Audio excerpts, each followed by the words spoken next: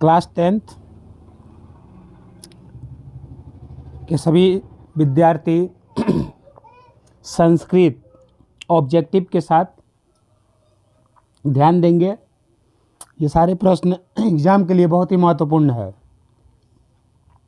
आपको मालूम होना चाहिए कि जो इंटर के एग्ज़ाम देने वाले हैं, सरकार ठंड को देखते हुए उन्हें जूता मोजा पहन कर आने के लिए बोल दिया है।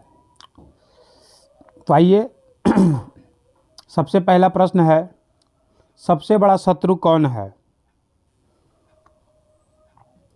तो किसी इंसान का सबसे बड़ा दुश्मन आलस्य होता है। ध्यान रखेंगे। क्वेश्चन नंबर 2, वास्तविक आलसियों की संख्या कितनी थी? तो देखेंगे आलसी जो थे 4।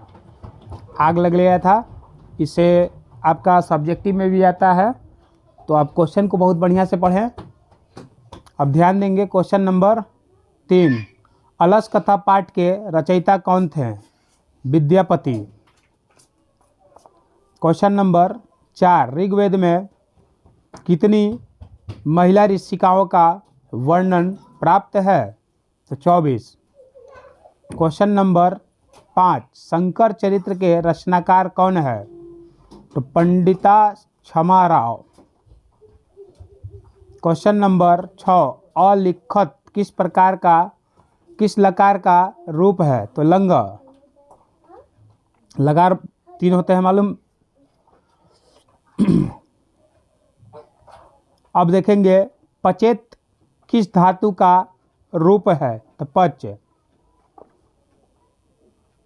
अकुर्वन में कौन सी धातु है? तो क्री। मतीसु में कौन सी विभक्ति है? सप्तमी। भवत किस शब्द का रूप है? तो भू। गोदान किस संस्कार का मुख्य कर्म है? तो केशांत। नीति श्लोका पाठ महाभारत के किस पर्व से संकलित है? तो उद्योग पर्व। महाराज धृतराष्ट्र के प्रश्नों का समुचित उत्तर कौन देते हैं? तो मंत्री विदुर। अपृष्टो बहुभाषते किस पाठ की उक्ति है? तो नीति श्लोका। 15 देखेंगे, परम तृप्ति देने वाला क्या है? तो विद्या। विद्या आपको परम तृप्ति देता है।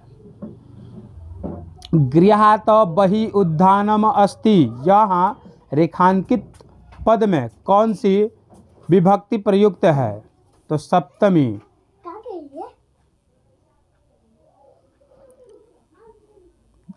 अब देखेंगे क्वेश्चन नंबर 17, अलम के अर्थ में कौन सी विभक्ति है? तो पंचमी।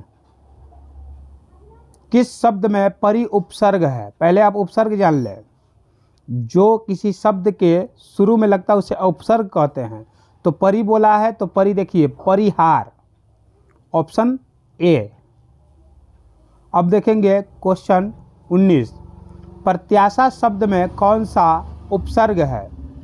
तो प्र और प्रति दूगो है, तो इसका संधि विच्छेद करके देखेंगे प्रत्याशा का, तो होगा प्रति प्लस आशा। तो भाई प्रति यानी कि आंसर जाएगा सी। क्लियर। क्वेश्चन नंबर 20, भू धातु के लोट लकार मध्यम पुरुष एक वचन का रूप कौन सा है? तो भव। क्वेश्चन नंबर 21, मनोरथ का संधि विच्छेद क्या होगा? तो मनः प्लस रथ, ऑप्शन सी। महा प्लस इस की संधि होगी महेश। अ प्लस ई के मेल से कौन सा शब्द, कौन सा वर्ण बनेगा? तो ए। भाग्योदय में कौन सी संधि है? तो गुण। लंबोदर में कौन सा समास है? बहुव्रीहि। देखिए, दशानंदे, लंबोदर दे, बीड़ा पाड़ी दे, तो जिससे मैंने शब्द छोड़ के किसी खास का ज्ञात हो उसे बहुव्रीहि समास कहते हैं। अब देखेंगे 26, एकम एकम एकम इति का समस्त पद क्या होगा? तो आंसर होगा प्रत्येकम। तत्पुरुष समास का उदाहरण कौन सा है? धनहीन, जिसका अंतिम पद प्रधान होता है उसे तत्पुरुष समास कहते हैं। चराचर में कौन सा समास है? तो द्वंद्व, जिसका दोनों शब्द प्रधान हो जाता है। दानार्थे चतुर्थी सूक्त का उदाहरण है। माता रमेशाय भोजनम यच्छति। सह पद के योग में कौन सी विभक्ति लगती है? तो तृतीया। मित्र प्लस तल का निष्पन्न रूप है मित्रता। यत्र ... चरंती, खाली स्थान में उक्ति विकल्प क्या होगी? तो मृगवा। श्रु प्लस तुमुन का निष्पन्न रूप क्या होगा? श्रोतुम। वृद्ध का प्राकृतिक प्रत्यय क्या होगा? वृद्ध प्लस त। शताब्दी कैसा समास है? तो द्विगु।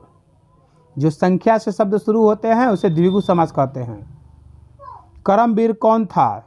तो राम प्रवेश राम। लक्ष्मी किसका वर्णन करती है? उद्योगी पुरुष का। व्याघ्रपथिक कथा किस ग्रंथ से? तो हितोपदेश। स्वामी दयानंद का बचपन का नाम? तो मूल शंकर। स्वामी दयानंद की शिक्षा की शुरुआत किस भाषा से हुई? संस्कृत। वैदिक साहित्य का अंकित भाग है उपनिषद। अणु से भी छोटा क्या है? आत्मा। काव्य मीमांसा नामक ग्रंथ किसने लिखा? राजशेखर। पाटलिपुत्र किस नदी के किनारे है? गंगा। विद्यापति कौन थे? मैथिली कवि। पाटलिपुत्र में कवि महिला बिलगाया जाता था शरद ऋतु में। नीतिकारों द्वारा शत्रु किसे माना गया है? आलस्य को। महर्षि याज्ञवल्क्य की पत्नी का क्या नाम था? मैत्रेयी। जनक की सभा में शास्त्रार्थ कुशल महिला कौन थी? गार्गी वाचिकनवी। इस ये वीडियो का लास्ट क्वेश्चन, विजयांक्या किस कल्प की कवित्री है? तो प्रथम। इसी के साथ हम वीडियो समाप्त करते हैं और आशा करते हैं कि आप इन सारे प्रश्नों को याद करेंगे और ये प्रश्न आपके एग्जाम में ज़रूर आए और आप मन से तैयारी कीजिए।